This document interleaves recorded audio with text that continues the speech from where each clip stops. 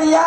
मुसलमान उलमा ने, हमारे बड़ों ने अगर हिंदुस्तान के बारे में ये फतवा दिया नहीं होता, ये मुल्क अब दारुल हरब हो चुका है, यहाँ पर अब जिहाद फर्ज है, तो हिंदुस्तान को आज़ादी नहीं मिलती।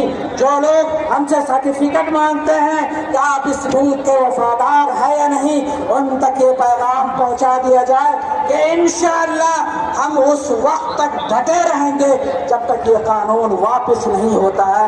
आप नारा लगाइए, हिंदुस्तान जिंदाबाद, इंकलाब जिंदाबाद, इमारत शरिया जिंदाबाद।